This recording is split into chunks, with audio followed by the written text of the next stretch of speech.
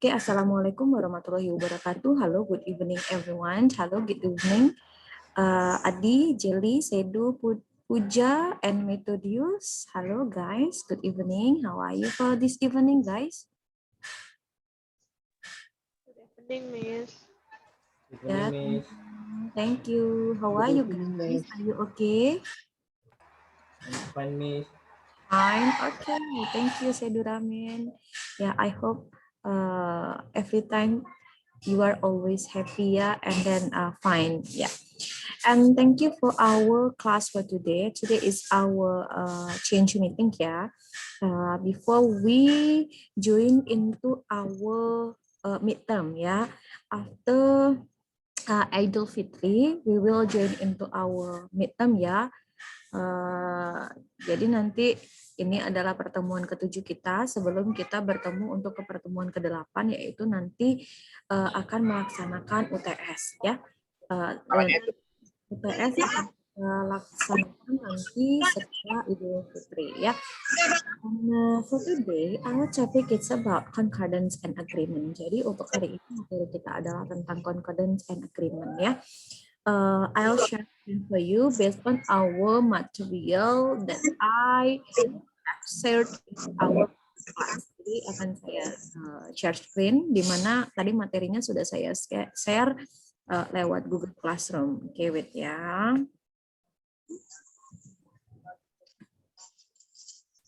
Okay, as I said later, for today, our topic is about concordance and agreement. Jadi seperti yang saya katakan tadi, untuk hari ini kita adalah belajar tentang concordance and agreement. Here, I'll make our material is in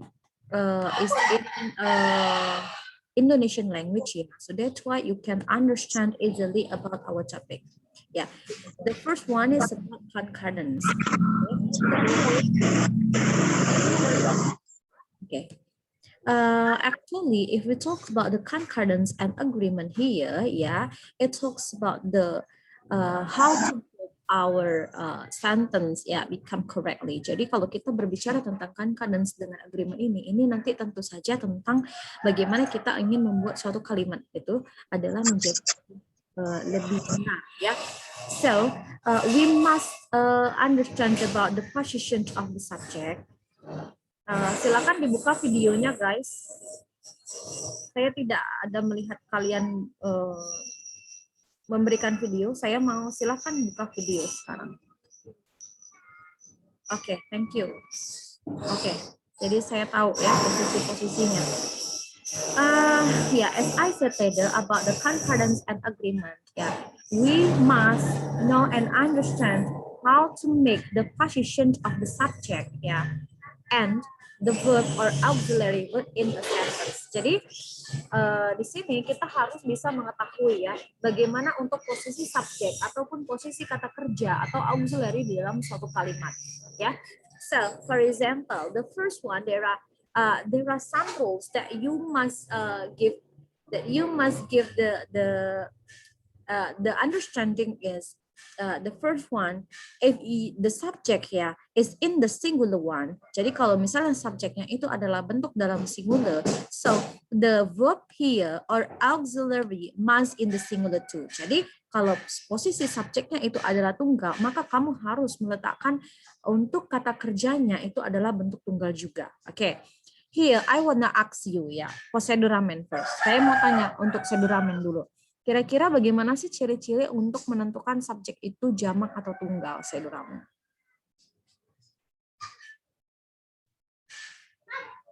What is your opinion? If we want to know and understand about the subject is in the singular or plural one, can you give the examples and give the explanation to compare about singular and plural of the subject, Sedu Ramen? Ya, Miss. Ya. Kamu tahu nggak membuat perbedaan antara subjek yang bentuknya adalah singular dengan subjek yang bentuknya plural, Sedu Ramen?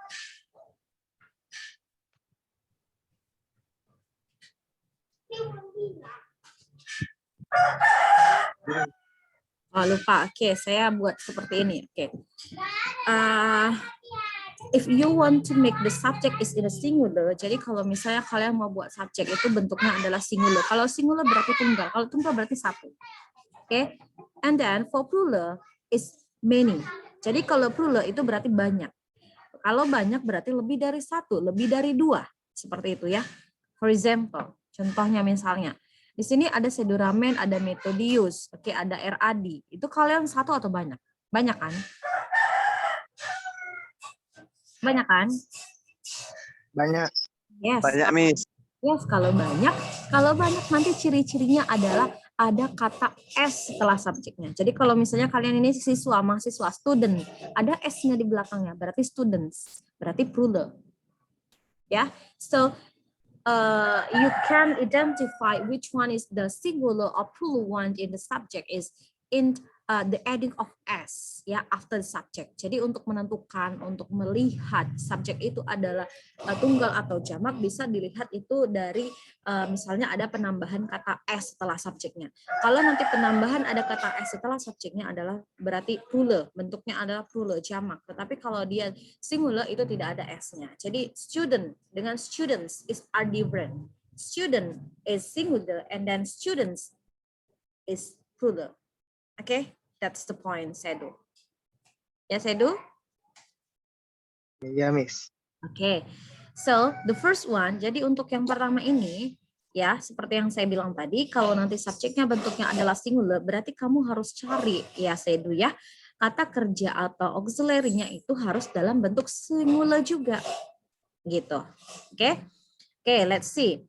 If you find the word of every, kalau kamu nanti ketemu kalimat ya yang dia awalnya itu diawali oleh kata every untuk subjeknya, kemudian ada each of, kemudian ada neither of, one of ya dan lain sebagainya, ini adalah bentuk singular. Ya, so if you find the word like every, each of, neither of, one of is the singular one. So that you must is to find for the verb must in the singular too. Okay, for example, like this one. Okay, the school has a lot of classrooms. Each of them is equipped with an overhead projector. Ya, sekolah memiliki banyak ruangan dan setiap dari mereka di sini adalah ruangan, setiap dari mereka. Nah, ini kenapa mereka? Karena di sini kelasnya ada banyak. Ini ada tanda, ada penambahan S setelah classroom. Kalau classroom aja berarti singular. Kalau dia classrooms berarti plural. Makanya di sini them. Ini kata kerja. Them here refers to classrooms. So we find the word each of. Kita di sini menemukan kata each of. So that's why for the word each of, yeah, the same like this one is in the singular. So the verb or auxiliary is in the sentence must in the singular too. Jadi kalau nanti kamu ketemu kata-kata seperti ini yang dia menyatakan singular, berarti nanti carilah verbnya atau auxiliary-nya adalah dalam bentuk singular juga. Nah, karena ini dia tiap dari mereka itu terhitung satu per kelas-kelasnya. Berarti singular, cari yang singular. Makanya di sini jadi is ini adalah to be dalam bentuk singular. Oke, tapi kalau dia are baru dia bentuk plural. Maka kita harus menyesuaikan antara posisi subjek dengan posisi verb ini saling berkesinambungan. Jika subjek singular, verb singular. Jika subjek plural, verb bentuk plural. So concordance talks about that. Jadi concordance ini ceritanya adalah tentang seperti itu, yaitu menyesuaikan antara posisi subjek dengan predikat itu supaya lebih sesuai, supaya menjadi kalimatnya menjadi kalimat yang benar. That's the point. Okay, let's see the other. Kita lihat yang lain. Okay, here.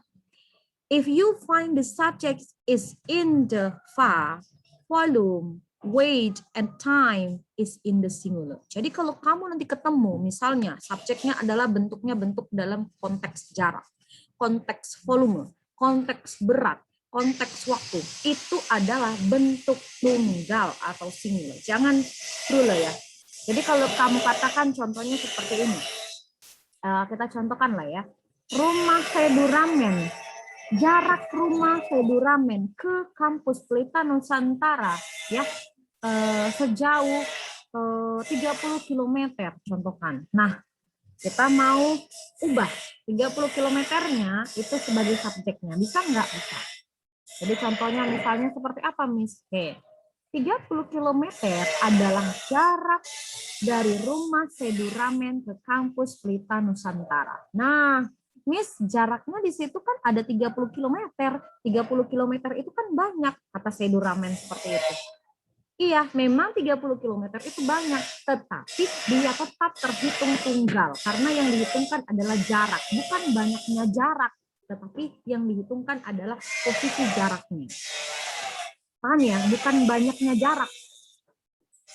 Maka dia tetap dianggap tunggal. So we can make the sentence. Jadi kita tuh bisa buat kalimat menjadi seperti ini. Oke, kita buat ya di dalam PowerPoint. Baik.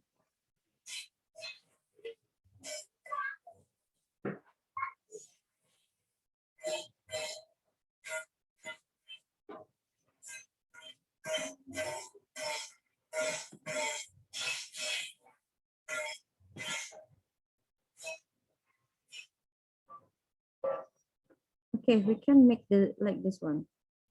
Saya bisa buat seperti ini. 30 km adalah jarak terdekat misalnya. Is the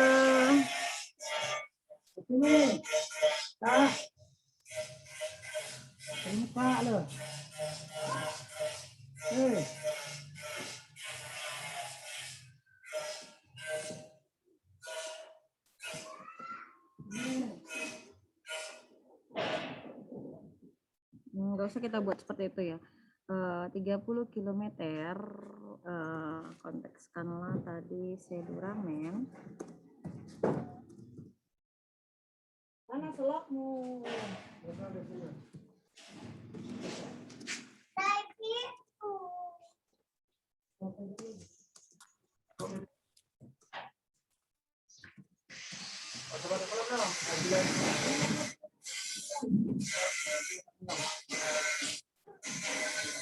Oke, nih, misalkan seperti ini, Seduramen dapat mengendarai dengan mobil itu, yaitu jaraknya 30 meter dari Pelita Nusantara dengan rumahnya itu mungkin sekitar 15 menit misalnya. Kencang dia kan lari berapa saya nggak tahu.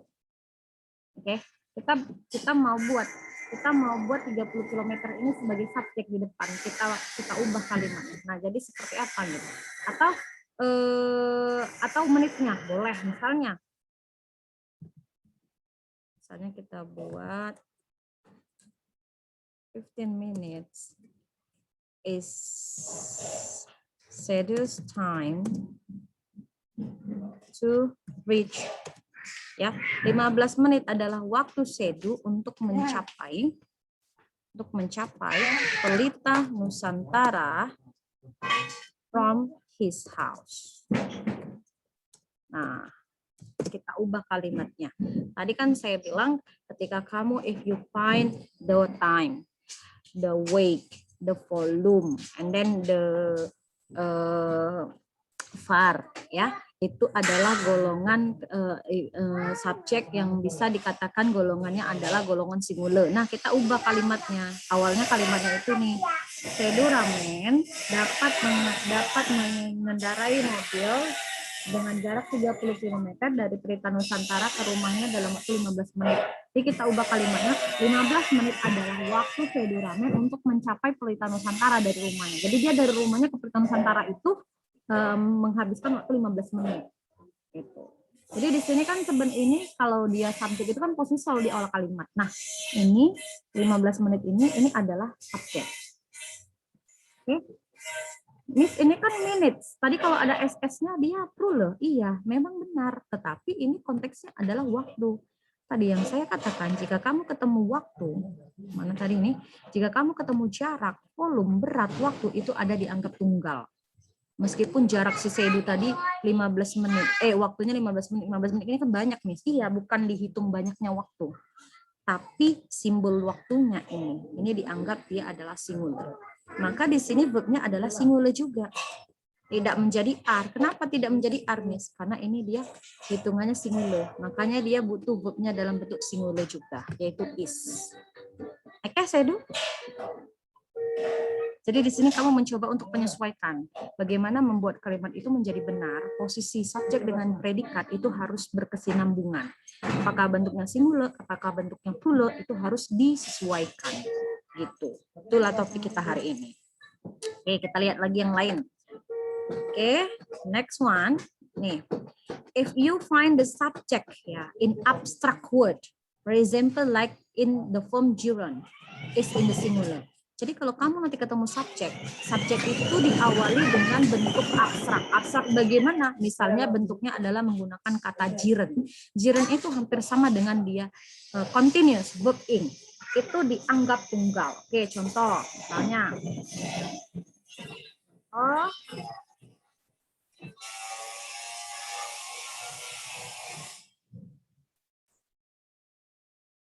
Oke, kita buat contoh yang lain. Watching cinema is my hobby. Oke. Nih, menonton bioskop adalah hobiku. Nah, di sini subjeknya yang mana? Sedu.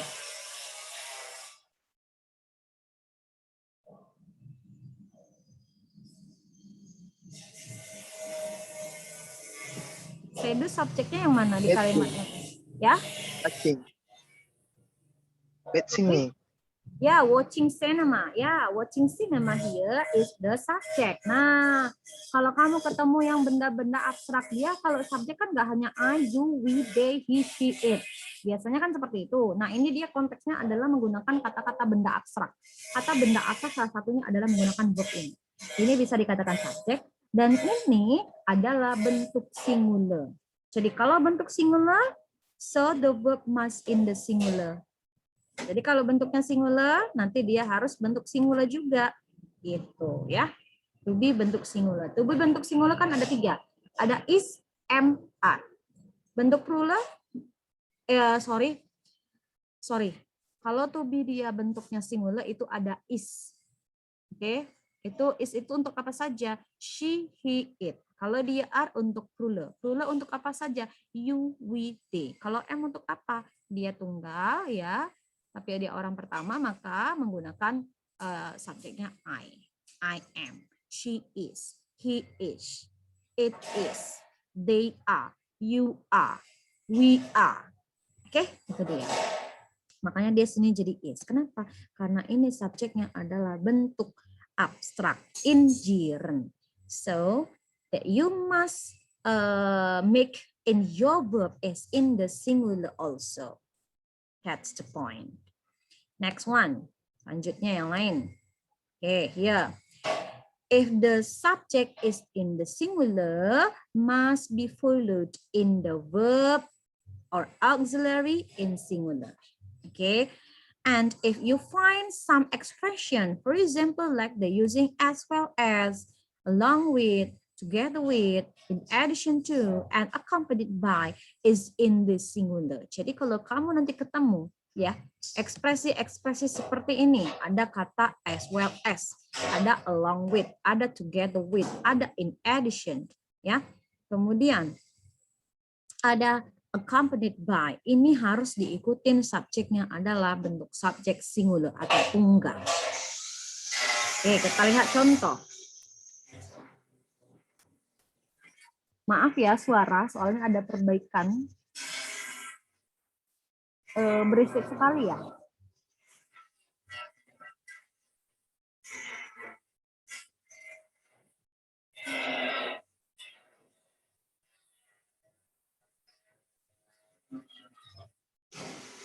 Oke. Jadi contohnya seperti ini. The teacher along with her friends is viewing a film. Titik. He together with his friends has finished the task. Ya, guru itu bersama-sama dengan muridnya sedang memperlihatkan sebuah film. Dia bersama dengan temannya telah menyelesaikan tes itu. Nah, ini ada 2 kalimat. Ini titik ya seharusnya ya. Setelah film ini ada kata titik. Jadi di sini ada kata along with. Along with bersama ini, meskipun dia sama-sama, orangnya dia jamak, tetapi dia terhitung adalah singular atau tunggal.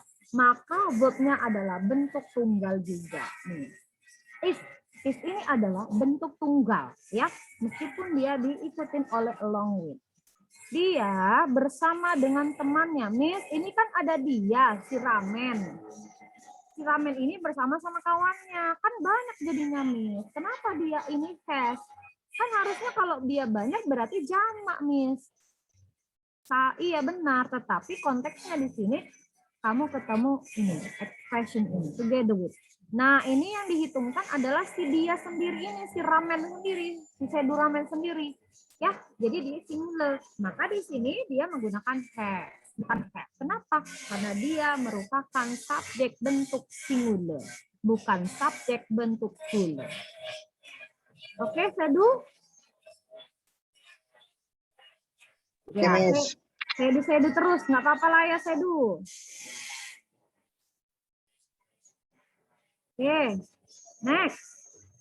If you find some word in the singular, ya, kalau kamu nanti ketemu kata-kata yang bentuknya singular, apa aja bentuk singular, Miss?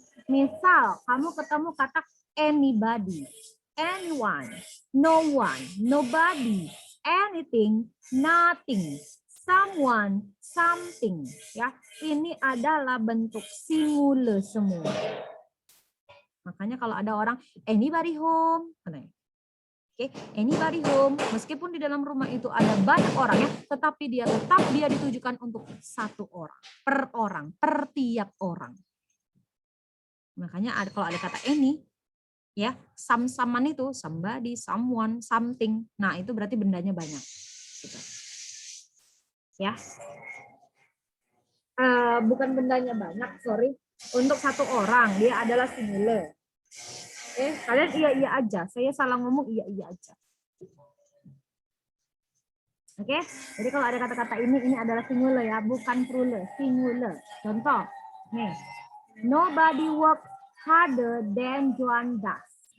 Tak seorang pun bekerja lebih keras daripada Joan. Berarti nggak ada satu orang di kelas itu yang kerjanya keras selain daripada Joan. Berarti Joan yang lebih unggul. Nggak ada satu orang pun. Ya, karena dia di sini nobody singular, maka dia cari verb yang bentuknya singular. Kalau bentuk verb singular tambah s atau is setelah verbnya. Jadi dia berlawanan. Jadi gini.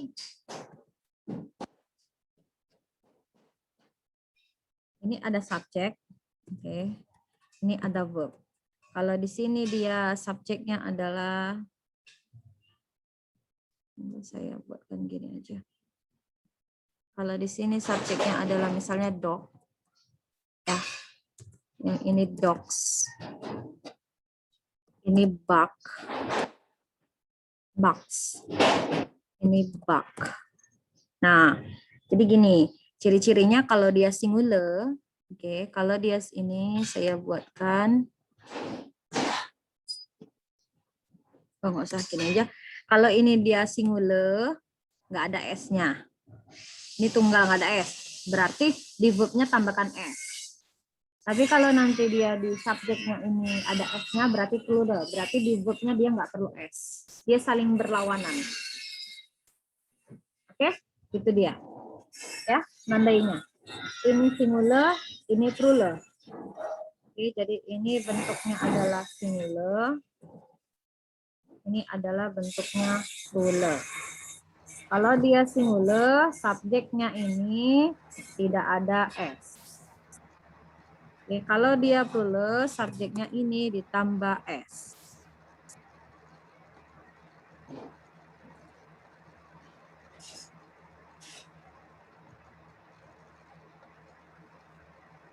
Jadi gini caranya, biar lebih gampang ya Jelly. Kemudian kalau dia verb, dia ini ditambah s atau is. Kalau yang ini verbnya adalah tidak ditambah s atau is. Nah, that's the difference. If subject is in singular without s, so the verb must add s or es. But if the subject is in the plural, so the verb without s or es. Okay, Jelly?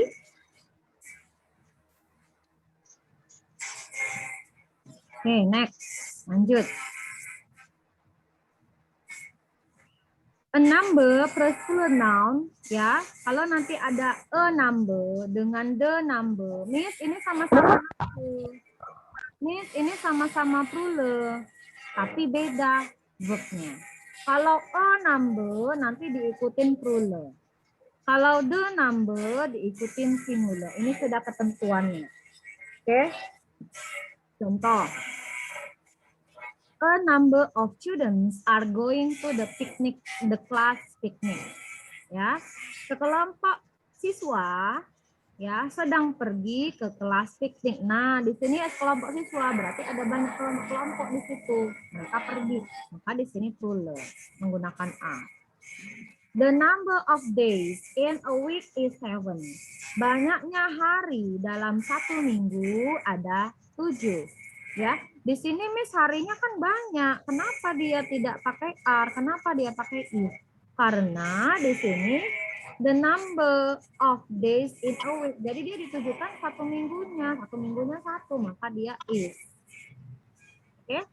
Jadi di sini dia seperti satu kelompok ya, makanya dia di sini plural dan di sini dia menggunakan singular. Itu bedanya ya. Kalau kamu ketemu a number harus dia plural. Kalau kamu ketemu the number itu harus singular. Itu poinnya. Next one, selanjutnya. If you find the subject is in the plural, so the verb must in plural. Jadi kalau kamu nanti ketemu subjeknya bentuknya adalah plural, berarti nanti verbnya juga harus bentuk plural. Oke, kayak yang tadi. Contohnya misalnya, Sedu and Jelly are couple misalnya. Sedu dan Jelly itu adalah couple, pasangan misalnya, ya. Jadi kalau ada kata-kata and, kalau ada kata-kata both atau and, ini berarti banyak, ya. Berarti bentuknya harus bentuk plural. Kemudian kalau ada ketemu kata several, many, few, ya, is in the plural also. Jadi kalau ketemu kata-kata ini harus bentuknya plural juga. Only a few have passed. Hanya beberapa yang telah lewat. Oke, jadi dia bentuknya adalah plural. Ini bentuk plural karena ada kata few. Oke, next one, yang lain. Oke, the last ya, ini yang terakhir. If you find some word in the singular or plural, it depends on the word, ya, on the word, ya. Consists of, for example, like the all, any, majority, half, no, and etc. So you must find the place preposition, yeah, in the which one is the singular and which one is the plural. Jadi kalau misalnya kamu nanti ketemu kata-kata all, any, majority, ini bisa menjadi mungkin dia di singular, mungkin dia di plural. Jadi kalau ada kata-kata ini, Miss semua berarti banyak, berarti plural lah Miss. Nggak selamanya all itu bentuknya adalah plural. Bisa dia menjadi bentuk singular. Jadi dia tergantung apanya dengan kata yang mengikutinya. Makanya di sini ada kata mungkin. Oke, contoh. All of the books have been destroyed. Semua buku-buku itu telah dirusak. No examples is relevant. No examples are relevant. Jadi buku-buku tadi yang dirusak itu tidak ada contoh yang relevan. Tidak ada contoh yang relevan. Sama, apa bedanya? Oke. Let's see the S after examples. Kita lihat ada S setelah kata examples. Di sini without S. Di sini plus S. Examples. Example.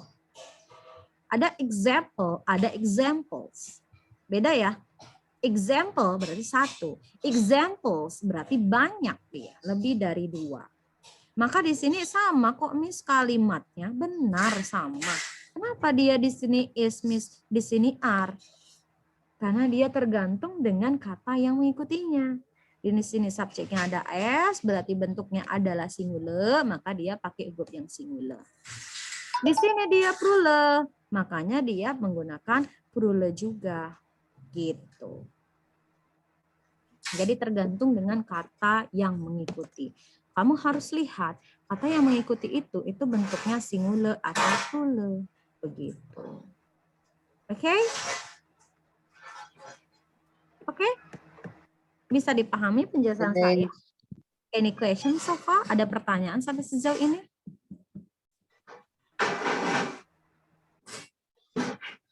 Ada pertanyaan? Oke, kalau tidak ada, kita lihat satu contoh ya. Kita lihat satu contoh. Oke, saya ambil contohnya adalah dari tugas saja. Oke. Bentar.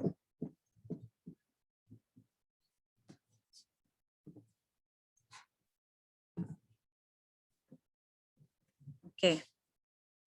Kita ambil contohnya misalnya kita pilih nomor berapa ya? Nah nih. Seduramen. Oke. Oke, taking care of yourself, bla bla bla, a total lifestyle overhaul. Oke, saya mau tanya dulu ini untuk kalimat yang ini.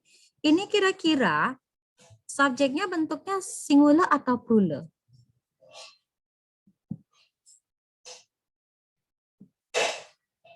Taking care of yourself, bla bla bla, a total lifestyle overhaul. Singular atau plural? Ya? Siapa tadi yang ngomong? Singular atau plural?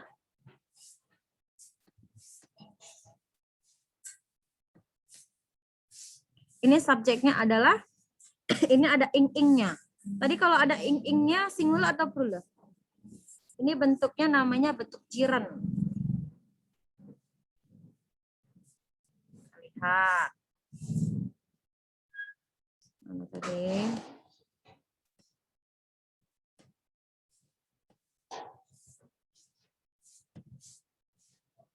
Oke. Nih, subjek yang berupa kata benda abstrak atau bentuk jiran dianggap tunggal. Berarti adalah singular. Kalau singular, berarti dia butuh auxiliary atau kata kerja bentuk singular. Nah, ini ada option A, B, C, D. Cari yang mana dia yang singular.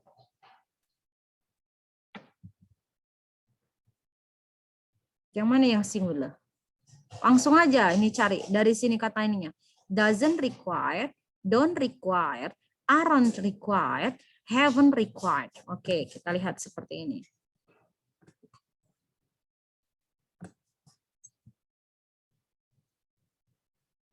Kan ada do, does, oke, is, am, are. Do, does, ini untuk I, you, we, they. Does untuk she, he, it. Is untuk she, he, it. Am untuk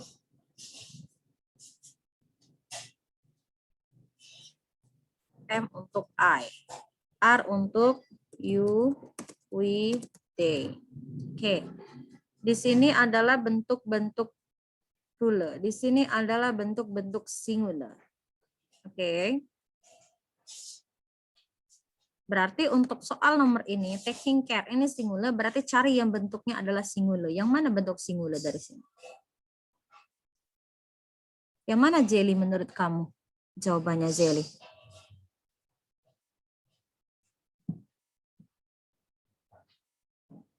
A, B, C, or D, Jelly. Menurut kamu yang mana, Jelly?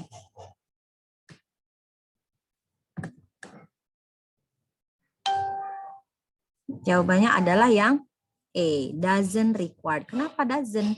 Karena ini adalah bentuk singular. Kenapa dia singular? Karena di sini ada dia taking care. Taking care ini adalah bentuk gerund, ya. Gerund bentuk singular. Maka cari dia verb atau auxiliary yang bentuknya adalah singular. Maka jawabannya adalah A. Oke, Jelly? Oke. Now selesai materi kita hari ini. Ada pertanyaan? Silakan dibuka videonya semua. Kita akhiri. Yang lain mana videonya? Kenapa sih kalian itu nggak pernah mau buka video? Heran saya lihatnya. Ini saya record loh.